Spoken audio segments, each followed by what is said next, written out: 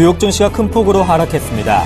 아르헨티나와 터키 등 일부 신흥국가들의 금융위기 가능성이 제기되면서 폭락세로 마감했습니다. 다우지수는 1.96% 하락해 심리적 지지선인 16,000선이 무너졌습니다. S&P 500 지수는 2.09%, 나스닥 지수는 2.15% 떨어졌습니다.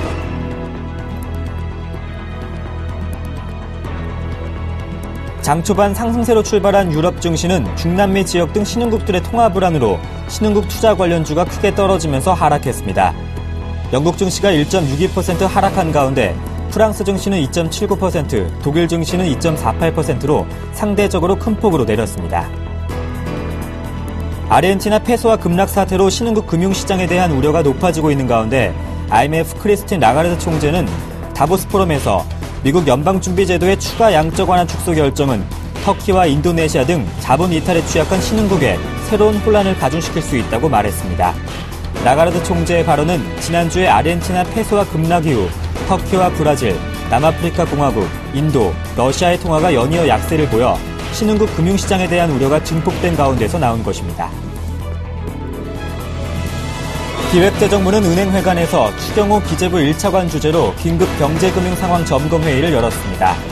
아르헨티나와 터키 등 신흥국 금융 불안이 장기화되면서 한국에도 영향을 미칠 수 있다고 판단해 모니터링 강도를 높이는 등 사전 대응에 나서기로 했습니다. 추 차관은 아르헨티나와 터키 등 신흥국은 한국 경제에 직접적인 영향은 없지만 신흥국 전반으로 영향이 파급될 경우 한국 금융 외환시장 및 실물 경제에도 영향이 불가피하다고 판단했습니다. 정부 당국은 신흥국 금융 불안이 한국 경제의 하방 리스크 요인으로 작용할 수 있다고 보고 국내외 경제금융 상황에 대한 모니터링 강도를 한층 높이기로 했습니다. 마리오 드라기 유럽중앙은행 총재가 유로존 경제 회복을 위해서는 각국 정부가 재정 긴축과 더불어 감세에 나서야 한다고 촉구했습니다. 드라기 총재는 다보스 세계경제 포럼에서 유로존 각국 정부는 지난 5년간의 노력을 지속해야 한다며 재정 지출을 줄이는 동시에 감세에 나서야 한다고 밝혔습니다. 이어 드라기 총재는 재정 위기를 겪었던 유로존 주변국이 상당한 구조개혁 성과를 냈다고 평가했습니다. 다보스 포럼에서 중국이 친환경 산업 부문에 대한 관세 인하 등 무역 장벽 완화에 합의했습니다. 이로써 미국과 유럽연합, 일본, 한국 등이 합의한 친환경 시장 무역 장벽 제거 노력에 탄력이 붙게 됐습니다. 태양광 패널과 풍력 발전 터빈, 필터 등 다양한 품목이 망라되는 친환경 산업 시장 규모는 전 세계적으로 1조 달러에 이르며 관련 서비스 시장 규모는 4조 달러에 이릅니다. 중국은 이 시장에서 유럽연합에 이어 세계 2위입니다.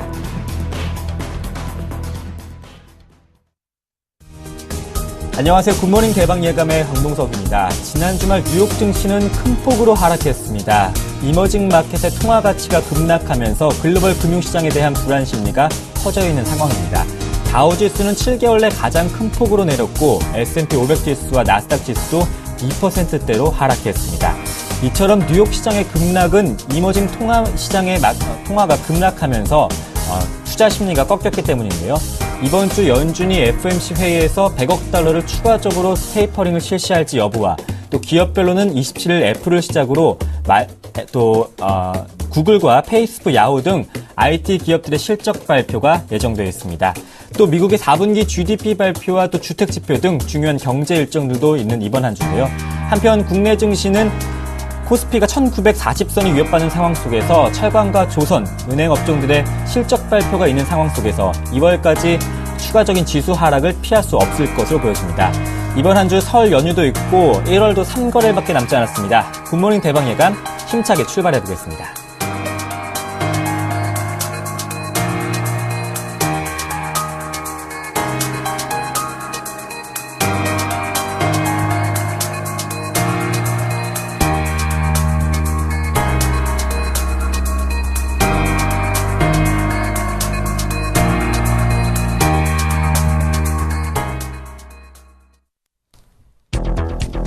신흥국발 외환시장 균열이 뉴욕과 유럽 증시를 강타했습니다. 23일 아르헨티나 페소화 가치는 2002년 외환위기 이후 하루 기준 최대 하락폭을 기록했습니다.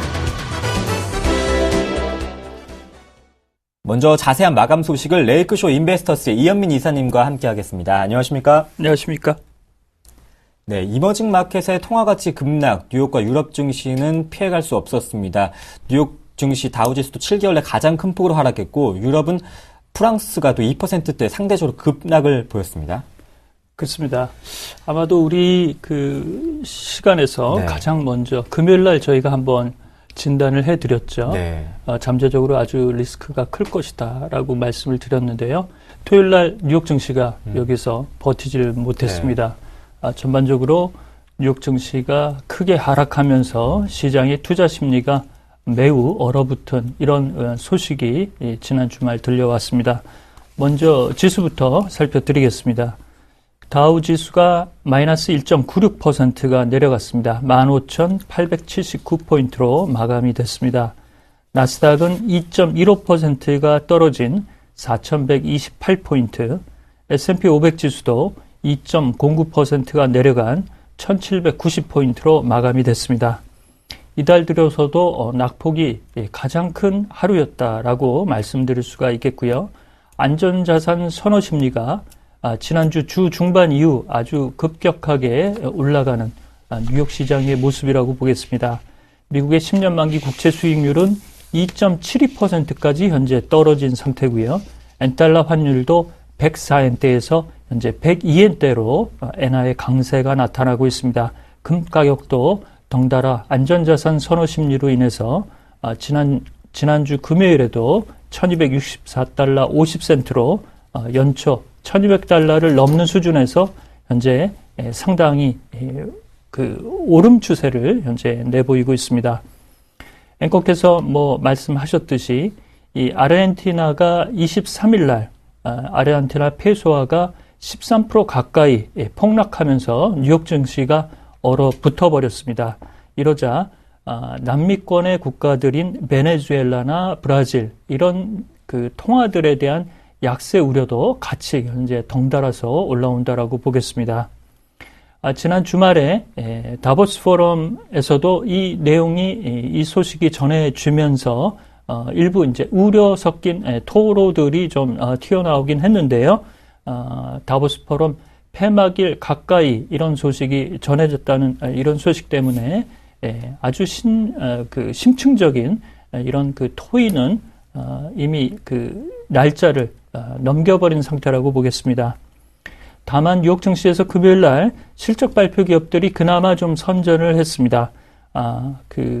금요일 날 장 마감 이후에 목요일 날 장 마감 이후에 실적을 발표했던 마이크로소프트의 순이익이 주당 78센트로 시장 예상치 68센트를 웃돌았다는 소식에 고무가 돼서 지난주 금요일 날 주가는 2% 가까이 올랐고요. 스타벅스가 금요일 날 실적을 발표했습니다. 순이익이 25%나 오르는 비교적 호실적을 냈습니다. 주당 순이익은 71센트로 지난해 동기 57센트보다도 상당히 높은 수준을 거양을 했습니다. 외환시장의 균열 때문에 이런 실적 시즌에 지난주 막바지 비교적 호실적을 낸 기업들이 있음에도 불구하고 주가가 떨어지는 부분을 못 막았다라고 볼 수가 있겠고요. 따라서 이번 주 FOMC가 있는데요. 이 신흥국 통화시장의 균열 조짐이 어떠한 영향으로 미 연준에서 이를 토의할지도 상당히 궁금하다고 보겠습니다. 유럽 증시도 하락세를 면치 못했습니다. 영국은 1.6%가 내렸고 독일도 2.4% 떨어졌습니다. 프랑스도 2.8% 가까이 떨어졌고요. 이탈리아 증시도 2.3%, 대부분의 증시들이 2% 남짓 하락한 수치들이 많았고요.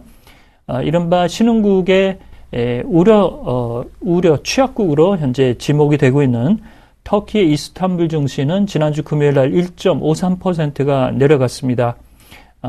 그 다음에 니케이 지수도 이런 영향이 크게 받지는 않았지만 지난주 금요일 1.9% 내려가는 등 좋지 않은 수치들이 계속 연속적으로 현재 이어지고 있는 상태입니다. 아르헨티나 페소가 23일 급락한 이후 하락세가 진정되고 있지만 유럽과 마찬가지로 뉴욕 증시 투자 심리가 많이 위축됐습니다. 그렇습니다. 지난주 금요일 날 저희가 마지막 이슈로 전해드렸죠. 그러면서 이제 우리 원화 쪽에 반사적인 나쁜 영향력 이런 부분을 좀 우리가 잘 봐야 된다라고 말씀을 드렸는데요. 그 이튿날 아르헨티나 페소화가 13% 가까이 폭락이 됐습니다. 24일에는 1.5% 하락하는 등 다소 진정 국면이 좀 나타나고 있다는 점, 이런 점은 그나마 좀 위안이 될 수 있는 소식이라고 보겠는데요. 이 아르헨티나는 2001년에도 외환위기, 디폴트 상태를 겪었고 약 5년 동안 어려운 국면을 가져간 바가 있습니다. 이렇게 아르헨티나의 페소화가 급락하는 부분은 정부가 시장에서 규제책을 내놓으면서 페소화 가치가 시장 가치보다 높게 형성된 것이 이제는 무너지는 양상이 아닌가라고 볼 수가 있겠고요. 이 아르헨티나의 경상수지 적자 규모는 터키나 일부 국가들보다는 상대적으로 좀 좋은 편입니다. 그렇지만 이 아르헨티나는 그 이전부터 외환을 규제하는 규제책이 아주 많은 나라로 분류가 되어 왔습니다. 이런 점에서 달러가 시장에서 현재 말라가고 있고, 암시장에서는 시중의 페소화 가치보다도 10% 넘게 할증 거래되는 등 이런 부분이 외환시장의 정상적인 안정성을 좀 저해하는 요소라고 볼 수가 있겠습니다. 따라서 이 아르헨티나의 국지적인 통화 위험이 다른 나라로 번질 수 있지 않을까, 이런 그 가능성도 현재 나오고 있는데요. 그 교육 규모가 큰 나라가 이제 브라질이 되겠습니다. 아르헨티나와 인접한 국가고요. 교육 규모로는 3위에 해당이 되겠습니다. 아르헨티나뿐만 아니라 브라질도 물가 불안 때문에 여전히 곤혹스러운 이런 흐름을 가져가고 있는데요. 남미발 외환위기의 가능성, 이런 부분도 우리가 찬찬히 좀 살필 필요가 있는 대목이라고 볼 수가 있겠습니다. 네, 이번 아르헨티나 사태에 대해서 주변국인 브라질의 또 진화와 IMF가 구제금융 요청 시에 검토할 것임을 밝혔다고요? 그렇습니다. 매우 그래도 좀 희망적인 소식들이 네. 하나씩 현재 들려오고 있는 상태입니다. 그래서 시장에 좀 그 균열 조짐은 있지만 이런 부분을 좀 해결하고자 하는 이런 목소리들도 많이 현재 터져 나오고 있습니다. 우리로서는 좀 다행스러운 부분이라고 볼 수가 있겠는데요. 실질적인 행동이나 구체적인 대안들이 실행되는 과정을 잘 살펴야 될 것으로 보입니다. 그 아르헨티나와 교육 규모가 큰 브라질이 아르헨티나에 달러 차관 30억 달러를 제공하자, 이런 내용들이 현지 언론인 상파울로 언론을 통해서 현재 나오고 있습니다. 이 아르헨티나는 현재 외환 보유고가 달러 기준으로 약 290억 달러 정도밖에는 현재 남아있지 않은 상태고요. 터키는 약 370억 달러 정도 수준입니다. 외환 보유고만으로 외부적인 그 외국인들이 외부적인 시각으로 볼 때 다소 좀 불안하게 느끼는 부분이 많다라고 볼 수가 있겠습니다. 지난 주말 IMF의 부총재인 주민 총재가 만약에 아르헨티나가 구제금융을 요청할 경우에 이를 적극적으로 검토하겠다라고 얘기를 했습니다. 이 IMF의 크리스틴 라가르 총재는 이 다보스 포럼에 참석이 돼 있어서 주민 부총재가 IMF를 대리해서 시장과 소통을 한 것으로 볼 수가 있겠습니다. 어제 우리나라 원화 환율도 금요일이었죠. 5일째 약세 기류를 가져가고 있습니다. 우리와 대만, 멕시코는 비교적 외환 보유고가 건전하다는 측면에서 다른 신흥국가는 좀 차별화를 기할 수 있는 부분이 많다라고 시장에서 알려지고 있지만, 이 투자 심리가 일시적으로 급격하게 얼어붙을 때는 이런 시장의 부정적인 영향이 일부는 좀 있을 것으로 보입니다. 지난주 토요일 날 정부가 금융점검회의를 긴급히 소집한 부분도 매우 고무적인 이런 그 흐름이라고 볼 수가 있겠는데요. 특히 이제 페루, 아르헨티나, 브라질 이런 쪽은 원자재와 곡물 이런 쪽의 수출 비중이 많습니다. 특히 페루는 중국의 와인 수출을 많이 하고 있고, 아르헨티나도 대두 등 곡물 가격이 급격히 하락한 부분에 직격탄을 현재 맞고 있다라고 볼 수가 있겠습니다. 그렇지만 아르헨티나가 외환 규제책을 정부 차원에서 가져가는 것이 글로벌 스탠다드와 맞지 않는 부분이 있기 때문에 현재 외부적으로 불안하게 보는 심리보다는 내부적으로는 오히려 좀 평온한 부분이 좀 괴리감이라고 볼 수가 있겠는데요. 이번 주 아르헨티나의 페소화 가치가 안정세를 찾게 된다면 일시적인 충격에 그치겠지만 이번 주에 FOMC 등 굵직한 변수들이 있기 때문에 당분간 시장의 고삐를 늦추지 않아야 될 것으로 풀이를 하겠습니다. 또한 이번 주 기업별로는 애플의 실적 발표가 시작되고 또 IT 기업들의 실적도 내정돼 있고 또 연준의 추가 테이퍼링 100억 달러 추가 테이퍼링 할지 FOMC 회의도 확인할 수 있습니다. 이번 한 주 중요한 일정들이 많죠. 그렇죠. 애플. 네. 모두가 이제 기대하고 있고요. 사상 최대 실적을 기대하고 있어요. 그렇습니다. 네. 영업이익률도 우리 국내 증권사 현재 컨센서스는 37%까지도 현재 바라보고 있는데요. 네. 매출액은 약 584억 달러, 영업이익률도 이 정도 수준을 현재 거양할 수 있는 주당 순이익 14달러 수준을 나올 것으로 현재 예상을 하고 있습니다. 그렇지만 이번 주에 저희는 이제 그 구정 연휴가 있고요. FOMC 회의에서 100억 달러 규모로 추가적인 테이퍼링 규모가 나올 것이다라는 블룸버그 분석과 전문가들의 시장 컨센서스가 아직은 좀 높다라고 볼 수가 있겠습니다. 버냉크 의장이 지난해 기자회견에서 이런 말을 했습니다. 연준의 통화 정책이 해외 시장 요인보다 국내 시장 요인을 우선적으로 판단한다라고 얘기한 바가 있습니다. 이런 아르헨티나의 통화 균열 변수가 그 변수로 작용이 되겠지만 실질적으로는 그 영향력은 매우 미미할 수도 있다는 점을 우리 투자자 여러분들이 상기를 좀 할 필요가 있다라고 말씀을 드릴 수가 있겠고요. 따라서 이번 주는 연준과 신흥국 시장의 통화 움직임 이런 부분을 잘 대응하면서 변동성이 크게 나타날 수 있는 부분에 방망이를 짧게 잡고 대응하는 이런 전략적인 어프로치가 매우 중요한 한 주가 될 것으로 풀이를 할 수가 있겠습니다. 이머징 시장 통화가치 급락으로 하락한 글로벌 마감 소식을 레이크쇼 인베스터스의 이현민 이사님과 함께했습니다. 고맙습니다.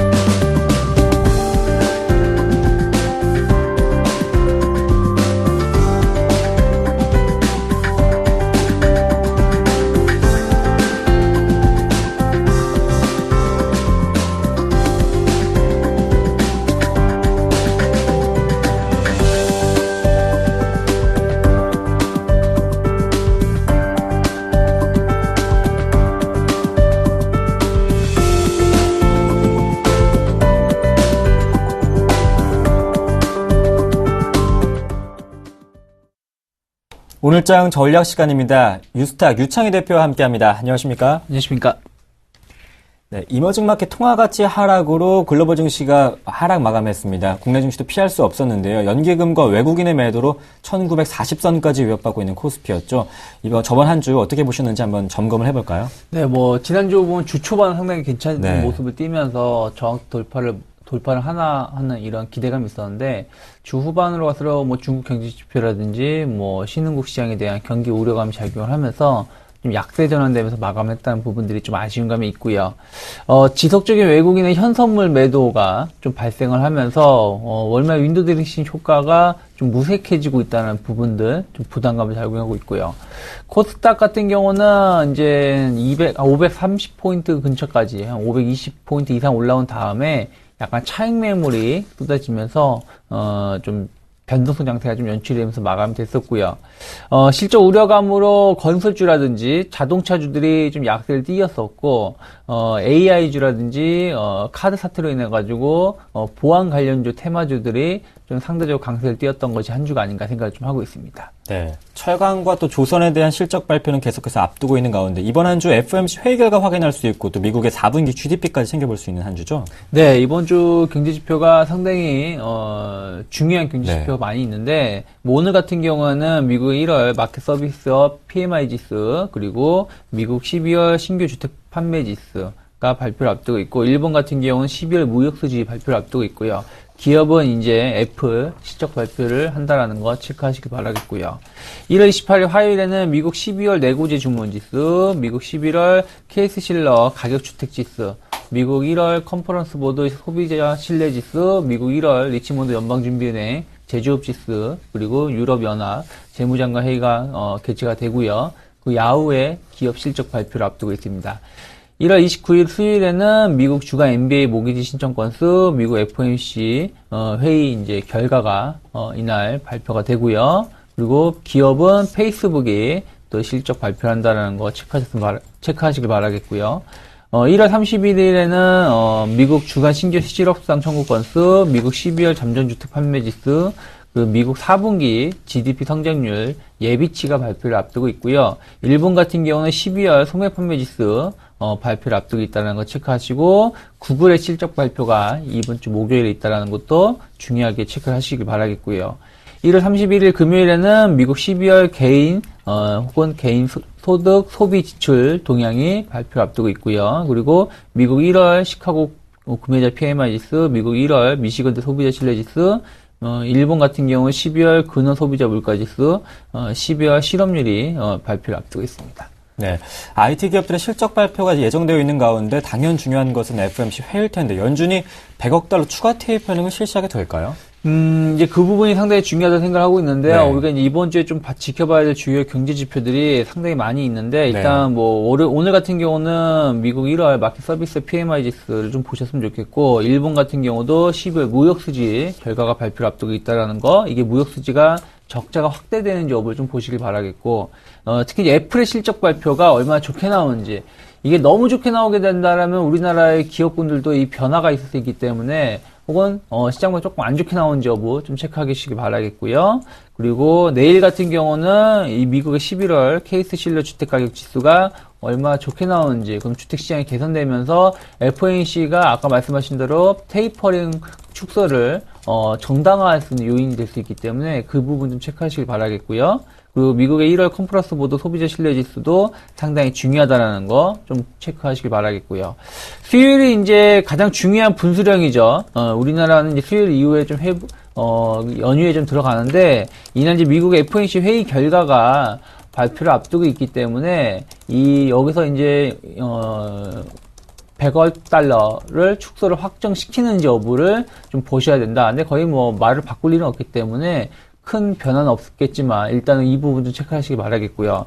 페이스북이 기업 실적을 발표를 하죠. 그래서 이번 주는 어떻게 보면 IT 기업 중에서도 약간 서비스업에 치중된 기업분들이 발표를 하는데 그중에 페이스북이 먼저 포문을 연다라는 거 좀 지켜보시기 바라겠고요.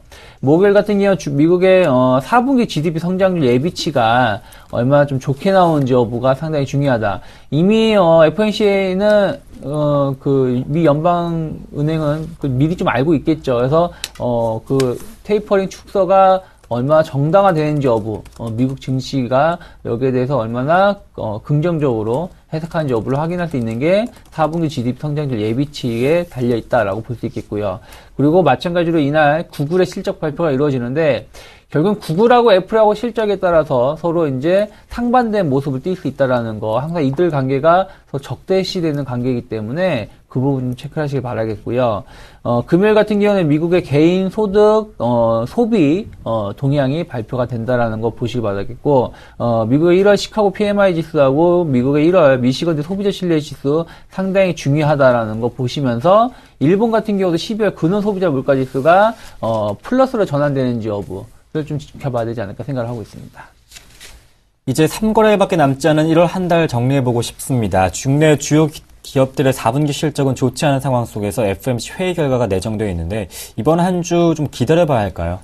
이번 주 좀 보수적으로 좀 봐야 되지 않을까 생각을 좀 하고 있는데 워낙에 변수가 많은 한 주라서 일단은 해외 증시와 연관된 변동성 장세는 피해갈 수가 없다. 특히 이제 뭐 지난 주말에 해외 증시가 모두 2% 이상 급락이 나왔기 때문에 우리나라도 당장 오늘 좀 영향을 미칠 수 있기 때문에 그 부분 체크하시기 바라겠고요.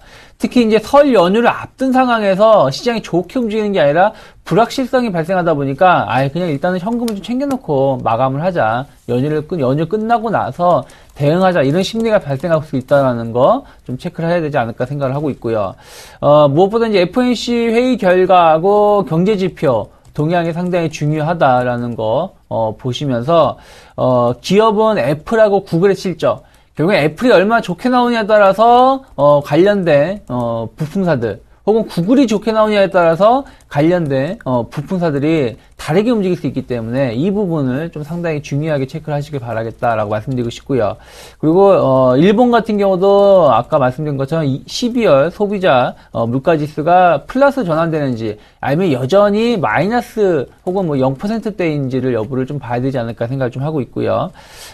기술적으로 보신다면 외국인 수급 움직임, 특히 선물 중심의 수급이 중요한데요. 일단 그런 상황에서 기술적으로 1900포인트가 이번 주에 일단은 1920포인트, 30포인트대는 이탈할 가능성이 높다. 그렇다면은 1900포인트가 그 다음에 지지라인이기 때문에 그 부분은 좀 심리적으로 체크해야 되지 않을까 생각을 하고 있고요.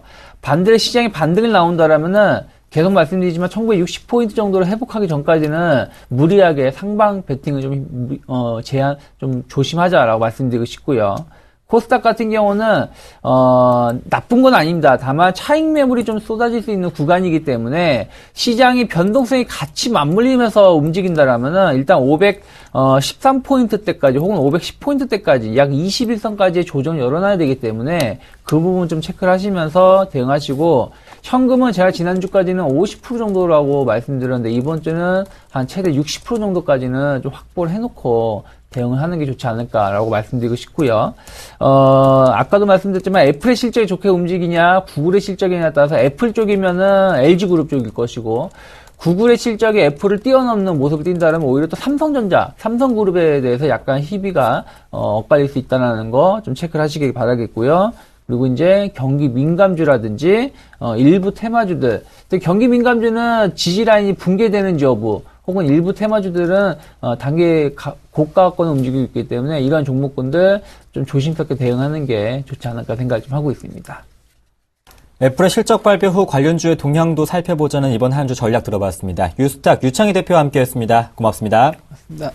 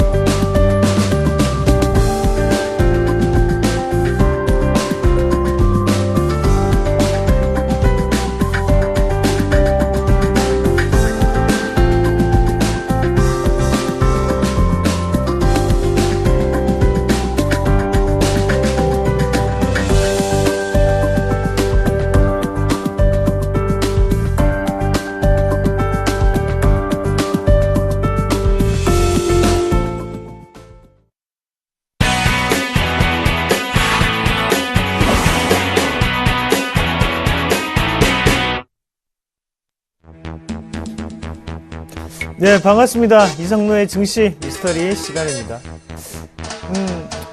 최근 들어서 시장의 분위기가 상당히 안 좋습니다. 그 중에서 LG 생활건강, 우리에게 상당히 친숙한 기업이죠.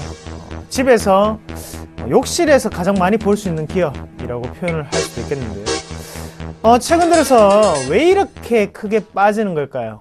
전일 같은 경우에는 49만 천 원대를 기록하면서 큰 낙폭을 좀 기록을 했습니다. 그래서 장중에 14%대, 그래서 한 12%대로 마감하는 모습이 좀 나타났었고, 그만큼 이렇게 급락을 불러왔던 것은 실적이라는 이유였다는 거죠.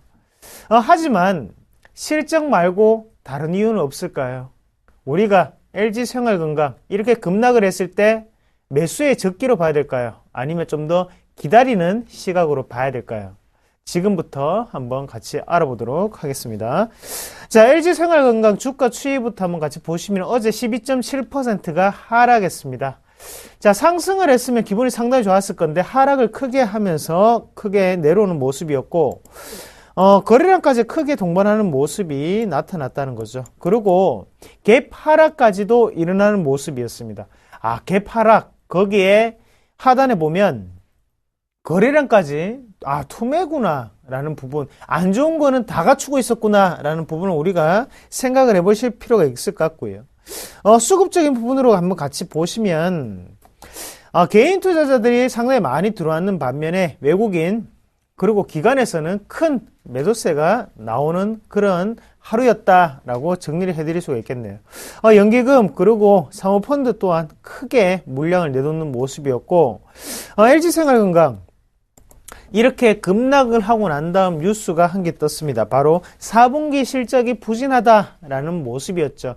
자, 4분기 실적 지금부터 같이 한번 알아보도록 하겠습니다. 4분기 실적 매출액은 1조 265억 원을 기록을 했고요. 영업이익은 847억 원을 기록을 했습니다. 전년 동기 대비해서 매출액 같은 경우에는 15.4%가 증가하는 모습이었고 영업이익도 맨 하단에 나오죠. 전년 동기 대비해서 6.9%가 오르는 모습이었다는 거죠. 실적만 보면 어때요? 내가 볼 때는 괜찮은 것 같은데 라고 생각을 하시는 시청자분들 계실 겁니다. 지금부터 잘 보셔야 된다는 거죠. 자, 4분기 왜 이렇게 실적이 부진했다는 뉴스가 나왔을까요? 시장의 컨센서스 대비해서 소폭 하회했다는 겁니다. 우리의 기대치보다 낮게 실적이 발표됐기 때문에 거기에 대해서 이렇게 크게 급락을 했다라는 모습이었죠. 자, 근데 우리가 여기서 말입니다. 한번 자세하게 보셔야 되는 게 분명히 매출액과 영업이익은 그래도 전년 동기 대비해서 좋은 모습을 나타냈다는 거죠. 그러면 거기에 실적이라는 부분을 이유로 보기에는 너무나 큰 급락이 나타났다는 겁니다. 자, 여기에는 다른 숨겨진 이유가 분명히 포함되어 있다는 것을 우리가 아셔야 된다는 겁니다. 자, 이렇게 급락을 하게 된 원인은 제가 볼 때는 다른 한 가지 이유가 더 있습니다. 바로 2014년 미래 성장률을 낮게 잡았다는 거죠. 바로 2014년에 대한 기대치보다 낮은 가이던스를 한 번 더 발표를 하면서 2014년의 목표 영업이익률을 5%로 낮췄다는 것에 대해서 더욱더 시장은 크게 반응을 했다라고 보시는 게 더욱더 좋을 것 같습니다. 자, LG생활건강 우리가 4분기까지 실적이 안 좋을 거는 분명히 예상을 하고 있었습니다. 왜냐? 바로 원화의 강세 기조는 좀 더 유지가 되었고 거기에 대해서 바로 소비적인 패턴 자체가 지금은 크게 올라오지 못하고 있기 때문에 실적은 낮을 수밖에 없겠구나 라고 생각을 했지만 이 실적 자체를 너무 낮게 잡아주지 않고 수정 자체가 안 들어갔었다는 거죠. 거기에 대해서 시장 컨센서스 대비해서 낮은 실적, 하지만 더욱더 문제가 됐던 것은 바로 목표에 대한 모습을 더욱더 낮추는 모습이 얘네들이 자신감이 없는가 봐. 내년에는 어떻게, 올해 2014년은 어떻게 풀어가려고 이렇게 낮추는 거지 라고 지금은 우려감이 상당히 많이 돌고 있는 시점이다 라고 보는 게 더욱더 정답이 아닐까 그렇게 말씀을 드리겠고요. 안에 어떤 부분에서 이렇게 타격을 입을 것이라고 예상을 했는지 한번 표를 통해서 한번 같이 보도록 하겠습니다. 사업부별 영업이익률에 대한 변화표인데요. 자, 점선 같은 경우에 생활용품, 그리고 화장품, 그리고 음료 순으로 나와 있습니다. 한번 같이 보시면요. 전체적인 분위기를 한번 보시면 2013년 4분기에 영업이익률이 소폭 하회하는 모습이 나타났다는 거죠. 전년 동기 대비해서 영업이익률이 조금 내려가는 모습이 나타났었구나. 여기에 더욱더 크게 타격을 입었구나 라는 부분을 생각해 보실 필요가 있겠고요. 대신에 지금 화장품 분야가 가장 골치 덩어리입니다. 애물 단지가 되어가고 있고 그래서 크게 급락하는 모습이 나타났었고, 하지만 좀 더 우리가 유리하게 보셔야 되는 게 바로 이 음료 사업 분야였죠. 자, 화장품, 좋다고 했는데 왜 이렇게 나쁜 실적, 나쁜 영업이익률이 나타났을까요? 바로 중국에 대한 소비 패턴이 달라지고 있기 때문에 거기에 대해서 큰 영향을 받았다고 보시는 게 가장 좋을 것 같습니다. 자, 그러면 지금 이런 부분을 봤을 때 앞으로의 주가 추이는 어떻게 우리가 예상을 해볼까요? 지금부터 한번 같이 보도록 하겠습니다. 일단은 3분기 그리고 4분기 실적까지 본다면 현재 모습 같은 경우에는 PER 22배 권역에 분포되어 있다. 그렇게 말씀을 좀 드릴 수가 있겠고요. 앞서 있던 여기에 있는 하단 자체는 벌써 깨졌습니다. 그래서 기대를 하지 마십시오.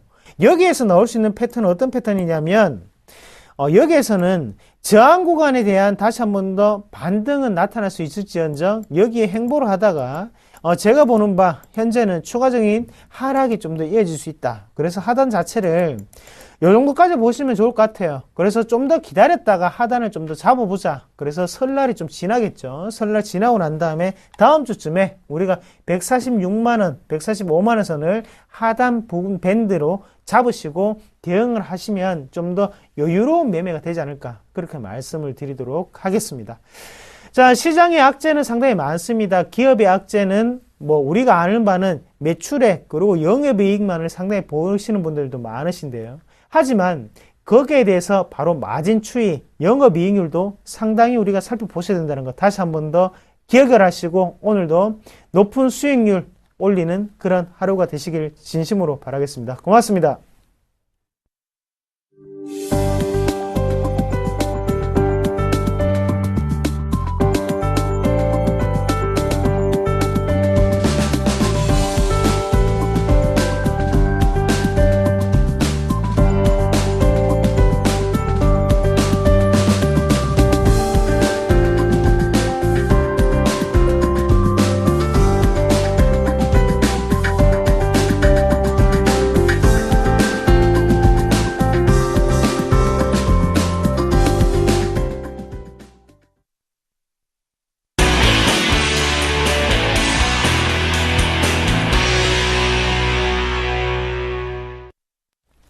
글로벌 인사들의 발언과 이슈에 대해서 숨은 의미를 분석해보는 시간입니다. 김동섭의 일당백, IM투자증권 김동섭 이사님 모셨습니다. 안녕하십니까? 네, 안녕하세요. 김동섭의 일당백 첫 번째 이슈부터 확인해 보겠습니다.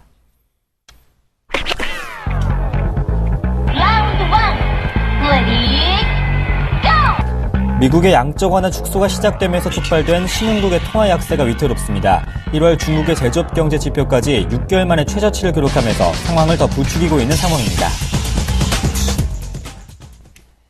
24일 진정되긴 했지만 그 전날 아르헨티나 페소화 가치가 2002년 이후 가장 큰 폭으로 하락하면서 이머징 마켓의 통화 가치가 급락했습니다. 이 때문에 글로벌 시장도 급락을 했고요. 지난주 금요일이죠. 네. 금요일 날 아르헨티나 페소화가 10% 빠졌습니다. 10%. 장주 한때 최저치는 16%가 빠졌죠. 통화의 10%라는 것은 없었습니다. 과거의 사례로. 물론 아르헨티나가 2002년도에 빠진 적이 있었죠. 그렇지만 이 통화는 아무리 많이 움직여봐야 1% 정도 움직이면 정말 엄청난 변화라고 합니다. 왜냐하면 레버리지가 크기 때문에 크게 움직일 수가 없습니다. 어느 정도만 움직여도 주식처럼 아주 상당한 수익이 날 수도 있고 손실이 날 수도 있고 하는 것이 통화죠. 근데 이 페소화가 그렇게 폭락하게 된 계기는 아르헨티나 정부가 통화 방어를 하지 않겠다라는 얘기를 했죠. 포기 발언을 했습니다. 그럴 수밖에 없는 게 외환 보유고가 300억 불밖에 없어요. 그러니까 이 방어를 2011년도부터 정부가 방어를 하면서 외환 보유고를 많이 시장에다가 이제 매도를 하면서 외환 보유고가 줄어들었는데 그게 한 3분의 1을 줄었다고 하죠. 그러니까 한 450억 불 있었는데 그저 150억 불을 방어하다가 다 날려버린 겁니다. 그러니까 안 될 것 같으니까 아예 이제 포기를 했는데 이 문제는 뭐냐면 그 신흥국은 지금 도미노 현상이 같이 나타날 수 있는 현상이 있다라는 거죠. 아르헨티나가 이런 문제가 생기면 뭐 주변에 이제 브라질도 갈 수 있죠. 브라질 같은 경우에도 사실은 그 원자재를 중국 수출을 많이 하기 때문에 중국의 지표가 나빠진다는 것은 원자재 수출도 굉장히 낮아지는 상황이 발생할 수 있는 거고, 그럼 원자재 수출을 못하는 브라질 입장으로서 통화까지 문제가 발생하면 이제 이번에 브라질 월드컵도 상당히 부담이 되는 상황이죠. 전 세계적으로 이 통화가 문제가 되는 것은 이제 결국 그 미국을 향해서 이제 얘기를 하는 거죠. 미국이 테이퍼링을 하면서 당위성 자금 시장에서 많이 빠져나가는 그런 과적으로 나타나는 현상이다라고 봐야 될 것 같고요. 그렇다면 우리가 여기서 생각할 수 있는 것은 연준이 이번에 다가오는 FMC를 앞두고 미국장도 폭락을 하고 신흥국 통화도 문제가 발생했기 때문에 FMC 회의 때 상당히 좀 부담이 되는 상황입니다. 물론 연준 의원들이 지난번에 이런 얘기를 했었습니다. 미국 연준은 미국의 국익만을 위한 존재다라는 얘기를 했다가 시장에서 질타를 받았었는데요. 사실 그렇지가 않죠. 왜 그러냐면 미국이 금융위기를 맞으면 전 세계가 같이 초토화됐고 자기들이 그 왕적을 하면서 전 세계가 살아났다면 자기들 테이퍼링 할 때 거기만 대책을 충분히 세워놓고 신흥국을 지켜주면서 갔어야 정상이다라는 거죠. 적어도 신흥국과 뭔가 대화가 있어야 되는데 그것이 못했다는 것이 좀 아쉽다라는 거. 그 얘기는 결국 이번 FMC에서 이 부분이 어느 정도 언급될 소지를 좀 열어두고 봐야 되겠다. 물론 의원들 간에 다소 의견 차이가 있겠지만 제가 볼 땐 자네 델레나 스탠리 피셔는 틀림없이 이 얘기를 거쳐서 갈 확률이 높기 때문에 어쩌면 이번 FMC에서 테이퍼링이 쉽지 않을 수도 있겠다라는 어떤 압박적인 내용들이 시장에 많이 대두되고 있다는 거죠. 특히 지난번 고용이 굉장히 좋지 않았다라는 부분, 이 부분이 시장엔 좀 화두가 될 수 있다라 생각해야 될 것 같고요. 그렇지만 제가 볼 때 신흥국 통화에 대한 부분은 일시적 현상 정도로 봐야 될 것 같습니다. 왜냐하면 이게 진짜라면 인도도 문제가 됐어야 됩니다. 루브라가. 왜냐하면 지난번에 인도가 루피아, 죄송합니다. 루브라는 러시아죠. 루피아가 작년 5월에 벤버네지 의장의 발언에 의해서 엄청나게 그 폭등을 한 적이 있었습니다. 약세가 됐던 거죠. 근데 지금 그 같은 신흥국 상황에서 지금 인도는 큰 문제가 없이 움직이고 있다는 거죠. 만약에 재발이 가능하던 상황이었다면 인도가 문제가 될 수 있는데 인도가 안 됐다는 것은 다른 통화가 그 당시에는 멈춰 있었는데 지금 다시 그쪽으로 영향하는 거니까 아마도 일시적인 현상일 수 있고요. 두 번째로는 신흥국의 차별화 장세가 연출될 수 있다라는 생각을 해봐야 될 것 같습니다. 왜냐하면 이번에 그 신흥국의 문제가 된 것은 결국 외환보유고도 부족한 것도 부족한 거였지만 경상수지 적자가 아주 컸다라는 거죠. 우리나라는 경상수지 흑자가 상당히 진행이 되고 있고 오랜 기간 진행이 되고 있습니다. 거기다 우리는 외환보유고가 아르헨티나의 12배 이상이 많습니다. 그렇다면 오히려 차별화된 신흥국의 어떤 움직임. 그래서 CNBC에서는 우리나라를 아주 주시한다라는 얘기가 주말 중에 나왔었죠. 이런 부분들을 본다면 오히려 우리나라 장세는 연계해서 봤을 때 오히려 나올 수 있다는 생각을 한번 해봐야 될 것 같고요. 거기다가 엔화가 강세로 돌아서 백엔이 소폭 깨지는 상황이 아까 발생을 했습니다. 그렇다면 수출 부분에 있어서도 어느 정도 회복된다는 그런 상황이 날 수 있기 때문에 미국장의 영향으로 소폭 하락을 할 수 있겠지만 방어할 수 있는 내용들이 시장에 상당히 많다는 거죠. 특히 원화도 약세 1080원까지 올라와서 수출 기업을 어느 정도 어려움을 극복시키는 과정이 돼가고 있고 이상가족 간의 어떤 상봉 가능성이 제기되면서 지정적 리스크까지 해결된다면 오히려 우리나라는 차별화되면서 요번이 기회가 되지 않을까 이런 생각이 좀 들고 있습니다. 이머징 마켓의 통화가치 급락으로 연준의 추가 테이퍼링을 실시하지 않을 수도 있는 상황 속에서 이번 FMC 회의 결과는 우리뿐만 아니라 신흥국에서도 많이 기다릴 것 같습니다. 이머징 시장을 장기적인 안목으로 보면은 주목해야 될 때라고 밝힌 인물이 있습니다. 두 번째 이슈로 확인해 보겠습니다.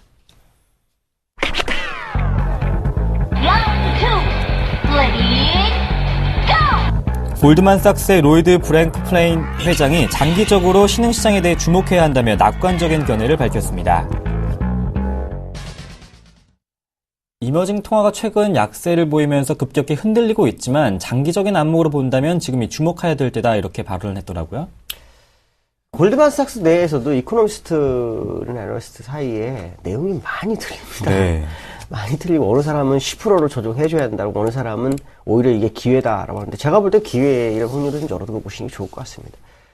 블랭크프가 얘기한 것처럼 지금 이머징 마켓의 어떤 그과 선진국가의 어떤 경제 수준이 평준화가 이제 진행이 되고 있는 것은 사실이다라고 봐야 될 것 같고요. 그렇다면 결국 이머징 마켓의 폭락은 오히려 기회로 다가올 확률이 굉장히 높다는 거죠. 어차피 선진국은 많이 빠져봐야 고점에서 일부 빠지는 거기 때문에 사실은 더 많은 이익을 가져갈 수 있는 그런 상황은 아니다라는 부분이죠. 특히 미국 같은 경우에는 이제 버블이 한번 나올 것이라고는 예상이 되고 있지만 어쨌든 장기 상승에 대한 피로감이 시장에 나타나고 있는 그런 상황이고, 그것이 이제 뭐 신흥가의 어떤 통화의 문제라든가 아니면 뭐 FMC에서 뭐 테이퍼링 이런 어떤 이유를 달아서 약간 조정을 주는 정도라고 보셔야 될 것 같고, 거기에 의해서 충격이 가장 큰 어떤 신흥국이라든가 이런 데서는 이머징 마켓은 오히려 모든 자산이 저평가될 수 있는 그런 상황이다라고 생각한다면 지금이 진짜 저점을 매수할 수 있는 아주 좋은 기회가 아니겠느냐. 결국 미국의 버블이 온다면 그 버블의 영향은 이머징 마켓에서도 올 거라고 본다 했을 때 변동성이 큰 이머징 마켓이 장기적으로는 상당히 유리할 수 있는 부분은 있지 않을까라는 생각을 해봐야 될 것 같습니다. 이머징 마켓은 모든 자산이 저평가되어 있는 상황, 지금이 장기적으로 본다면 매수할 수 있는 기회가 아닐까 말씀해 주셨습니다. 일본의 아베노믹스에 일침을 가한 이슈가 있네요. 세 번째 라운드에서 확인해 보겠습니다.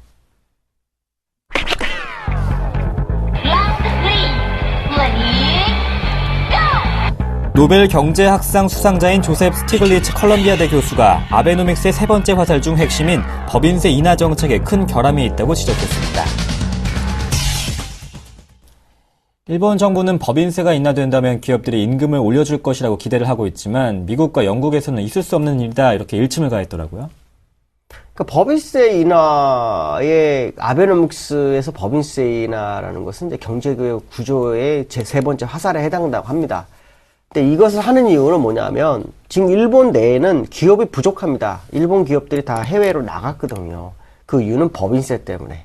그러니까 결국 그 기업들이 들어올 수 있는 기회를 주겠다라는 거하고 똑같고, 그러다 보면 이제 일본 내에 있는 기업들에서는 법인세 인하로 인한 세금을 덜 내게 되죠. 그 세금 덜 내는 것을 결국 임금을 올려주고, 임금을 올려면 소비를 증가해서 그것이 이제 세수로 걷어들일 것이다 이런 생각을 하고 있는데, 법인세로 해서 그 밖에 있는 기업을 다시 들이는 거에 대해서는 잘하는 겁니다. 그거는 이제 물론 지금은 안 되겠죠. 한 5년 이상 시간이 걸릴 거라고 보여지고, 현재 상태에서 일본 정부로 봤을 때는 재정 건전성에 문제가 생기면 맞을 것입니다. 왜냐면 소비세 인상도 재정 건전성을 좋게 하기 위해서 소비세 인상하는 그런 과정인데, 법인세는 10%를 인하해버린다 그런다면 세수를 거둬들일 수 있는 공간이 없어지는 상황이 발생하죠.